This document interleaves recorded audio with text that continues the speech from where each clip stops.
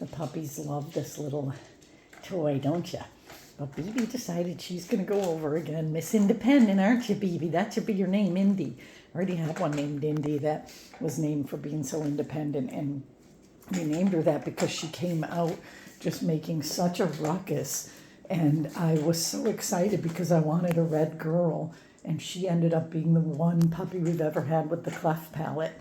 And she went to one of my most incredible homes too. All my homes are so incredible, but it was Sebastian and Maria down in San Jose, and they have Mr. Frodo too.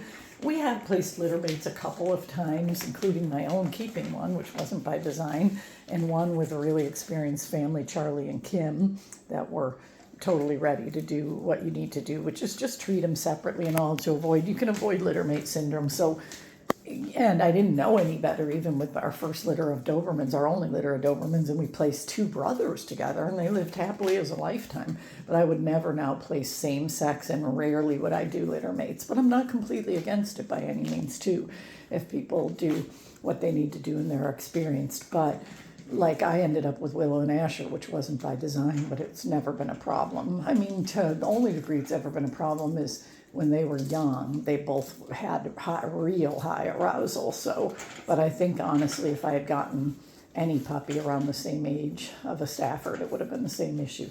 But what I was going to say is, yeah, Indy, the one with the cleft palate, she came out real fiery, and she did. I have told a lot of people that story, but the vet told me two vets told me she would never make it through the weekend, including, sadly, my own vet, who then told me when she did shock everybody and made it through the weekend, because I took her to the emergency also, he said, look, you just got to look at the attitude and appetite. And I think he thought she was going to have not so great on either of those because she was so tiny.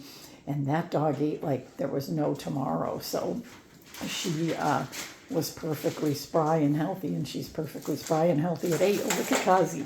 In fact, as a matter of fact, my friends that own her took her to UC Davis because they were going to see about repairing her little cleft lip, and she had the tiniest hole in the palate, but the lip made it really so she couldn't eat. So it was barely a cleft palate, but it was a cleft lip, and she couldn't latch on, and that's why we had to feed her 24/7. And then I gave her pneumonia trying to feed her, and she still made it through everything. And when they took her to UC Davis, they said, well, you can't fix anything, there's no problem with her.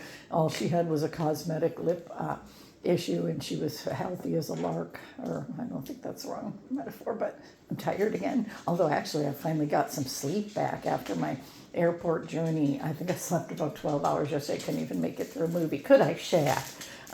But anyway, that's because I did stay up. I will give myself kudos from 2:30 in the morning until 8 p.m. on the airport journey day. Oh, we got the little egg yolk. And Kazi, are you being independent now? I'm going to turn this off for everybody. All right, here we go.